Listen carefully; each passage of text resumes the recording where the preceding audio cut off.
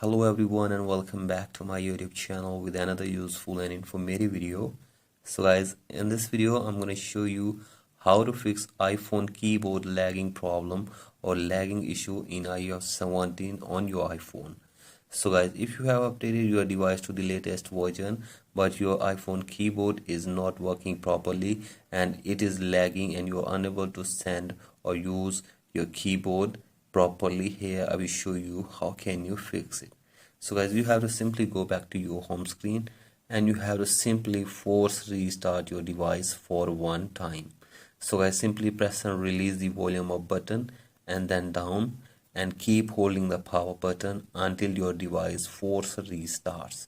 So I simply force restart your device, and after this hopefully your problem will be fixed and your iPhone's keyboard will be working properly on your iPhone in iOS 17 update. So in this way you can easily fix this problem on your keyboard in iOS 17. So that's it for today's video. Hope this video helps you. Please like and subscribe to my YouTube channel as well. Thank you.